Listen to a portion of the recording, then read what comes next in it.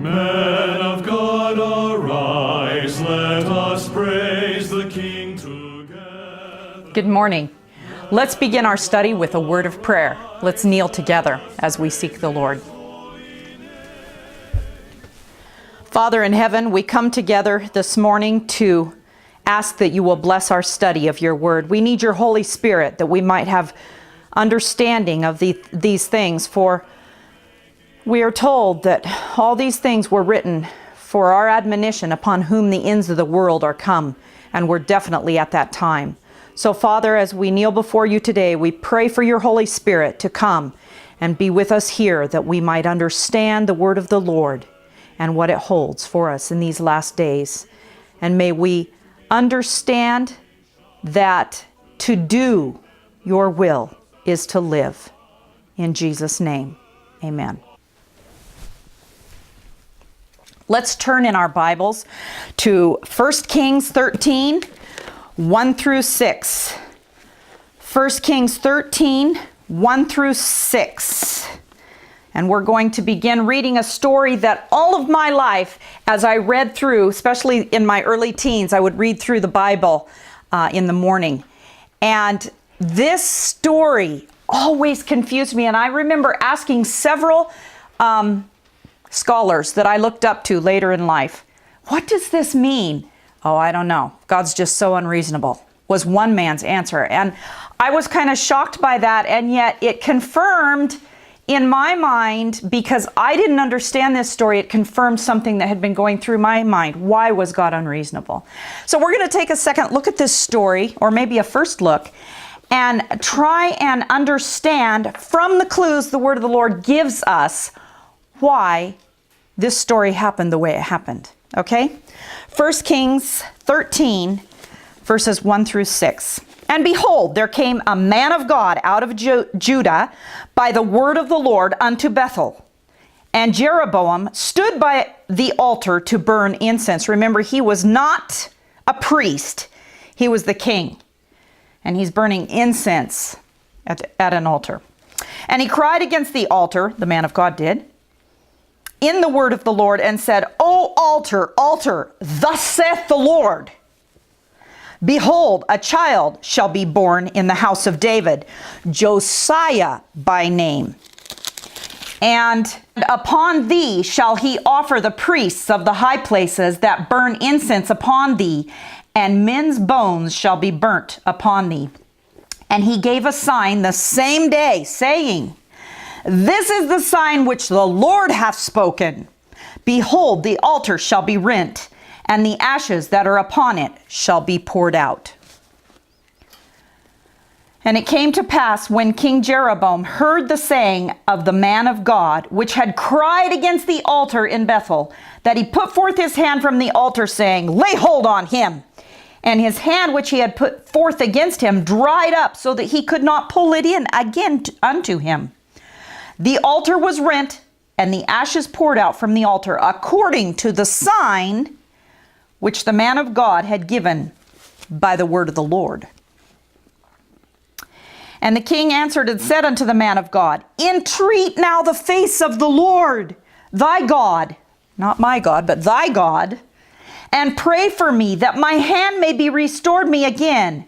And the man of God besought the Lord, and the king's hand was restored unto him again, and came as it was before. So here we have a man of God, the Bible tells us.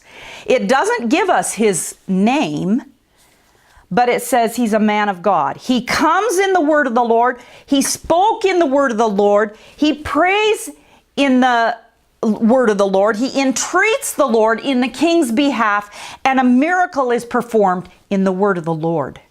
So this is definitely a true prophet of God. The Bible calls him the man of God. His own personal name is never mentioned. The Bible just wants us to know this was the man of God. So, going on, verse 7. The king said unto the man of God, come home with me and refresh thyself, and I will give thee a reward. And the man of God said unto the king, if thou wilt give me half of thine house, I will not go with thee, neither will I eat bread or drink water in this place. For so it was charged me by the word of the Lord, saying, Eat no bread, nor drink water, nor turn again by the same way that thou camest. So he went another way, and returned not by the way he came to Bethel. So the king offers this man of God rewards and dinner. And this isn't a light thing. This is the conference president, the richest man in Seventh-day Adventism in this man of God's time, saying, come, I'll reward you greatly. And he says, no. The word of the Lord told me, don't go back home by the road you came. Go this way. And don't stop, don't eat, don't drink. Just go right back home. And so he doesn't take the reward of the king. He doesn't go to dinner with the king. He starts on this track that the Lord told him, go another way back home. The story continues, verse 13. Now there dwelt an old prophet in Bethel, and his sons came and told him all the works that the man of God had done that day in Bethel, the words which he had spoken unto the king. Them they told also unto their father. And their father said unto them, What way went he? For his sons had seen what way the man of God went, which came from Judah. And he said unto his sons, Saddle me the ass. So they saddled him the ass, and he rode thereon. And he went after the man of God, and found him sitting under an oak tree. And he said unto him, Art thou the man of God, that camest from Judah? And he said, I am. Then he said unto him, Come home with me, and eat bread. And he said unto him, I may not return with thee, nor go with thee, neither will I eat bread, nor drink water with thee in this place. For it was said unto me by the word of the Lord, Thou shalt eat no bread, nor drink water there, nor turn again to go by the way that thou camest. Here a second time, this man of God reiterates to someone what the word of the Lord had told him. First, he told the king, nope, I can't eat in this place. I can't drink in this place. I cannot even go home by the same road I came to your town in. I have to go another way. He spells it out, what the word of the Lord told him. And now he's telling this old prophet from Bethel the same thing. But notice what happens as we read on in this story. This is where this story gets really interesting. Verse 18, he said unto him, I am a prophet also, as thou art. And an angel spake unto me by the word of the Lord, saying, Bring him back with thee into thine house, that he may eat bread and drink water. But he lied unto him. So he went back with him, and did he eat bread in his house and drink water. Tell me, why did he turn about? He wouldn't do it for the conference president or the king. He didn't take the reward offered him, but here is an old prophet who says, just come eat with me. He doesn't offer him a reward, and yet this man goes. He lied to him and he went. Why did he change his mind? He had told people all along the way, the word of the Lord told me to do this. And then he goes against the word of the Lord and goes home with this old prophet. Verse 14 gave us our answer of why he turned around and disobeyed the word of the Lord. Let's go back and look at verse 14. And went after the man of God, and found him sitting under an oak. Found him sitting under an oak. You see, the Lord had told him, go do this, speak against the altar, and go directly home another way. Don't stop to eat or drink. I wager that if he'd obeyed the word of the Lord and gone directly home, this old prophet would not have found him, but he finds him sitting under an oak, not walking in the way, but sitting under an oak. Verse 20. And it came to pass as they sat at the table, that the word of the Lord came unto the prophet that brought him back. And he cried unto the man of God that came from Judah, and saying, Thus saith the Lord, forasmuch as thou didst disobey the mouth of the Lord, and hast not kept the commandment which the Lord thy God commanded thee, but camest back and hast eaten bread and drunk water in the place of which the Lord did say to thee, Eat no bread and drink no water, thy carcass shall not come unto the sepulchre of thy fathers. And it came to pass, after he had eaten bread and after he had drunk, that he saddled for him an ass, to wit, for the prophet whom he had brought back. And when he was gone, a lion met him by the way and slew him, and his carcass was cast in the way, and the ass stood by it. And the lion also stood by the carcass. And behold, men passed by and saw the carcass cast in the way, and the lion standing by it. And they came and told it in the city where the old prophet dwelt.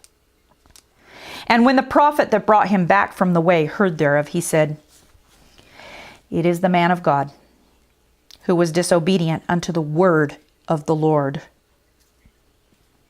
Therefore the Lord hath delivered him unto the lion, which hath torn him and slain him, according to the word of the Lord, which he spake unto him. And he spake unto his sons, and said, Saddle me the ass. And they saddled him. And he went and found the carcass in the way, and the ass and the lion standing by the carcass.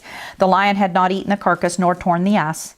And the prophet took up the carcass of the man of God, and laid it upon the ass, and brought it back. And the old prophet came to the city to mourn, and to bury him. And he laid his carcass in his own grave, and they mourned over him, saying, Alas, my brother, alas. And it came to pass after he had buried him that he spoke to his son, saying, When I am dead, then bury me in the sepulchre wherein the man of God is buried. Lay my bones beside his bones. For the saying which he cried by the word of the Lord against the altar in Bethel, and against all the house of the high places which are in the cities of Samaria, shall surely come to pass. After this thing Jeroboam returned not from his evil way, but made again of the lowest of the people priests of the high places. Whoever would, he consecrated him.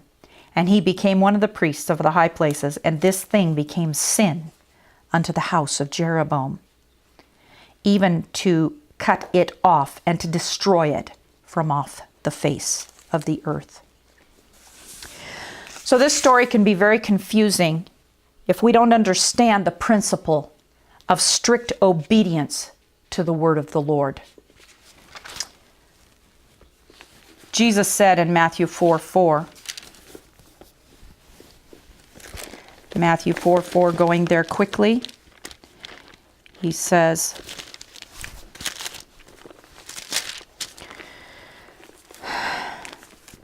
But he answered and said, It is written, Man shall not live by bread alone, but by every word that proceedeth out of the mouth of God. We're to live by every word that proceeds out of the mouth of God. Obedience. Psalm 119.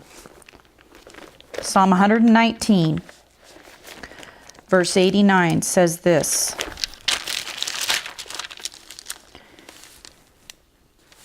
Forever, O Lord, thy word is settled in heaven. How is this? How is it that the whole universe has no more sympathy with Satan? The cross. The cross.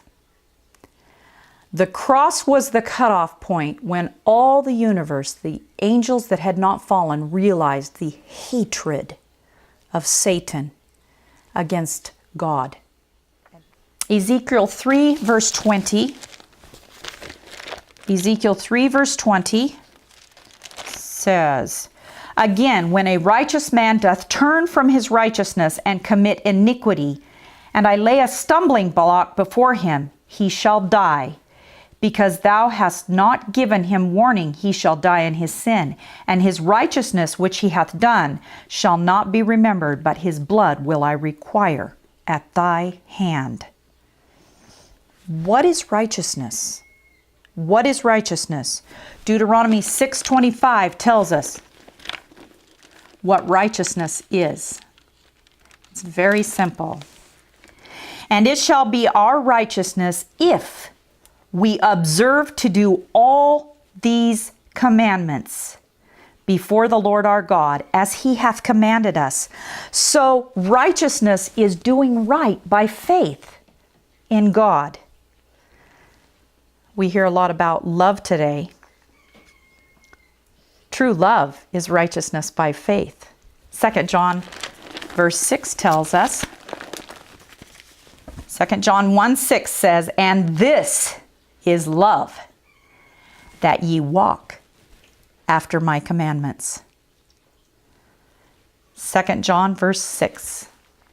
And this is love, that ye walk. See, this is what that man of God failed to do. He went out of the way a step or two off of the road, because trees aren't usually grown in a highway. He had to step off of that road to sit under that oak tree. True righteousness by faith is walking in all the commandments of the Lord. Deuteronomy 5:33 tells us this: ye shall walk in all the ways which the Lord your God hath commanded you, that ye may live, and that it may be well with you, and that ye may prolong your days in the land which ye shall possess. So if we walk in the commandments of the Lord, the 10 health laws and the 10 moral laws will give us health and life and vigor. The trouble with that man of God was that he failed to walk in the way of the Lord. He talked a lot about it. He told the king, he even told the king, if you give me half of your household, half of what you own, I cannot go with you. See, he talked a lot about it, but he failed to walk. He failed to continue walking in that straight and narrow path. So the old prophet of Bethel found him sitting under an oak, not walking in the way of the Lord, and he was able to turn him about from his purpose because he sat down to rest. Just this once, I'll take a rest. We're told in Bible Training School, March 1, 1915, one step from the path in which God has ordained us to walk places us where we are subject to Satan's temptations. This is represented in the case of Adam and Eve. Outside of God's way, we must be led to believe a lie. But angels of God will commune with those who obey his laws. Let mind and heart be united in following in the light that God has given. Keep soul and body pure and clean and holy. Can we be sick physically and have a good, healthy, mental and spiritual physique? No, it's impossible. When we're sick in body, the soul and the spirit languish as well. Let mind and heart be united in following God's and obeying God's laws. Keep soul, body, and body pure and clean and holy. When we do those things that God has commanded in his word, angels of God will act as our teachers. Our happiness is dependent upon our living a righteous life. The man of God here in 1 Kings 13 had to have taken at least one step off of that path to sit under that oak tree. Going on in March 1, 1915 Bible Training School, we are subject to certain laws, even as the plants are subject to law. Every tree will bear its appointed fruit. Disobedience to the laws that govern our being result in sickness and suffering and death. The soul is also subject to laws, and a disregard of these laws by the wrestling and misinterpretation of the scripture will result in sickness and death of the soul. Did you know that? If you take just one scripture and you try and build a doctrine on it without testing and proving, line upon line, precept upon precept, here a little, there a little, you'll come to a wrong conclusion that can lead to you to spiritual death. Spiritual life is the result of the action of the soul in obedience to the word and in harmony with the laws of God. Do this and thou shalt live. Do this and thou shalt live. Daniel's parents had trained him in his childhood to habits of strict temperance. I don't even think any of us know what those are. We have been raised in such a loose, immoral society. We don't even know what strict temperance is, do we? I'm finding out a little more and more each day because I'm trying to make it my habit of life. They had taught him, Daniel's parents, that he must conform to nature's laws in all his habits, not just one of them, but all of his habits. That his eating and drinking had a direct influence upon his physical, mental, and moral nature.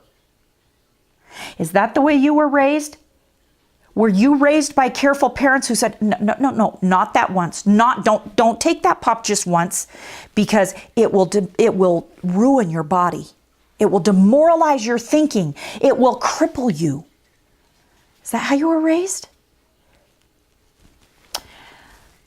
They taught him he was accountable to God for his capabilities, for he held them all as a gift from God and must not by any course of action dwarf or cripple them. As the result of this teaching, the law of God was exalted in his mind. Exalted in his mind and reverenced in his heart. Oh, that God had a people today like Daniel of old. During the early years of his captivity, Daniel was passing through an ordeal which was to familiarize him with courtly grandeur, with hypocrisy and paganism. A strange school indeed to fit him for a life of sobriety, industry, and faithfulness, and yet he lived uncorrupted by the atmosphere of evil with which he was surrounded. Why? Because he purposed in his heart that he would never defile his body temple. Not with one candy bar, not with one can of pop, not with one piece of meat, not with anything the king offered him. Isn't that amazing? He purposed in his heart. He put his will on the side of God, and God blessed him. The experience of Daniel and his youthful companions illustrates the benefits that may result from an abstemious diet and shows what God will do for those who will cooperate with him in the purifying and uplifting of the soul. They were an honor to God and a bright and shining light in the court of Babylon. In this history, we hear the voice of God addressing us individually, bidding us gather up all the precious rays of light upon this subject of Christian temperance and placing ourselves in right relation to the laws of health. Many of us have much more light than we know up here than what we live up to. If we just followed all of the light we've read and studied, we'd be miles and miles ahead of where we are now. We live and act as though God does not mean what he says. And then when disease strikes us, we blame God for the sickness. Isn't that sad? Isn't that sad? That's what we do, isn't it? Oh, why has God made me so sick? He didn't. We made ourselves sick by disobeying, not having strict temperance, not purposing to dare to be a Daniel, to dare to stand alone, to never touch that which God has forbidden. When we fail to walk in the way of the Lord, there are eternal consequences. Eternal consequences. And short-range consequences too, as that man of God who came in the word of the Lord, wrought miracles in the word of the Lord, and yet failed to walk in the way of the Lord and was taken out by a lying prophet. Look at Eve. Just one bite in between meals. Just this once? Look at Cain. Just one fit of rage. What happened to his brother? Look at Joseph's older brothers. Just one sin of jealousy against their brother, because his righteous life reproved their wickedness. Look at Samson. Just one sin of lusting after beautiful, wicked women. Look at Balaam. Just one sin of wanting fame and fortune. What about Korah, Dathan, and Abiram? Just one sin of disbelieving God's chosen prophet Moses. Just one sin. What about Eli? One sin of ordaining his wicked sons to the priesthood instead of restraining them. What about Judas?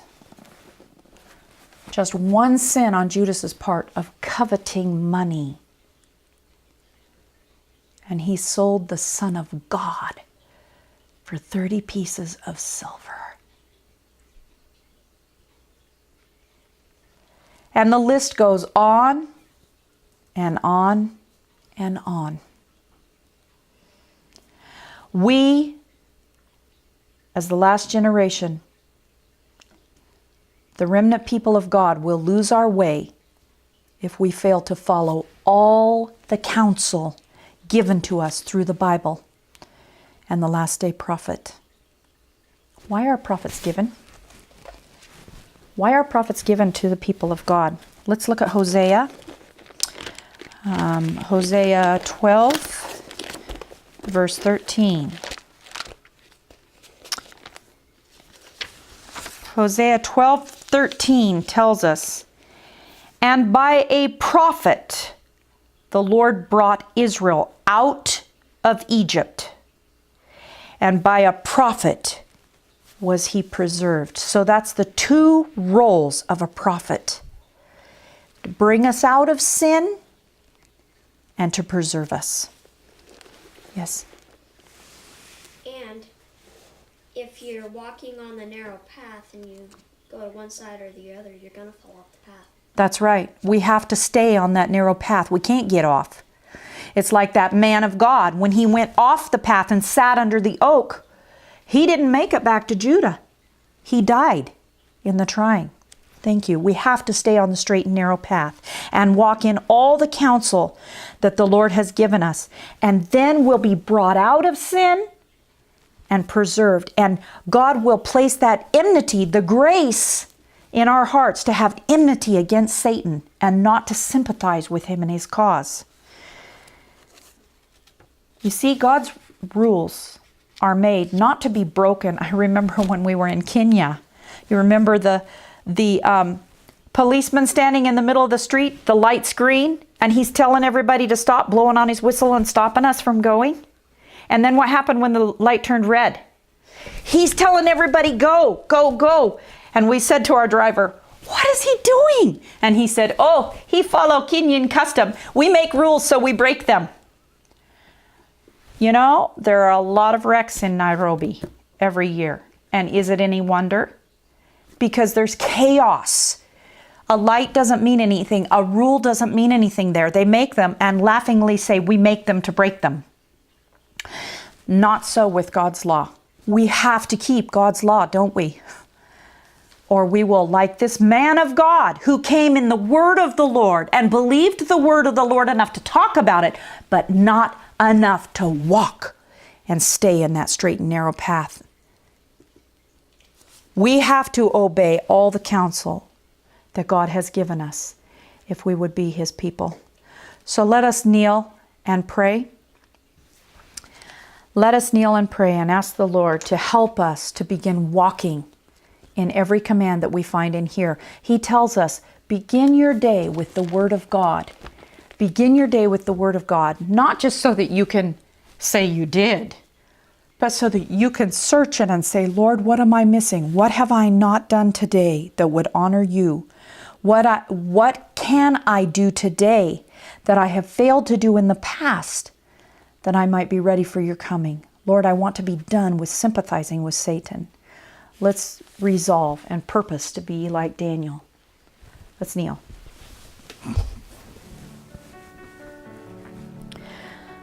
Our Father in heaven, we come before you to bless and praise you for this story that is clear as we see the clues in it of why this man of God who came in the word of the Lord was so easily turned out of the way by a lying man. Lord, there are many voices out there today lying and saying, this is the way, walk ye in it, when it is not. I pray that each one of us will have heavenly discernment, will be walking on that straight and narrow, and not sitting under an oak tree resting, because we don't want to be turned about by the liars, Lord. So I pray that you will help us to continue walking in the way that has been set before us, that we might hear your voice and follow you all the way home. We praise you, we bless you, we thank you for your word that you have preserved. We thank you for knowing that the word of God that is inspired cannot be copyrighted. We thank you for the King James Version that for 1260 years was put down, and they tried to completely destroy it. And now they're trying with all these other perversions to destroy it, but you are holding it forth to your people, and more are understanding your word through a deep study of the King James Version. We bless and praise you, Father, for your goodness. And as we come to you now, we just leave ourselves in your hands. We're sinners in need of a Savior. And we agree with the gospel. Lord Jesus, come and help us. Help your people now. You have promised to save every honest in heart. We hold you to that promise, and we praise you and thank you that you will have 144,000 who will come to the point where they would rather die than sin against God. Thank you, dear Jesus. In your name and for your sake we pray. Amen. God, arise and proclaim.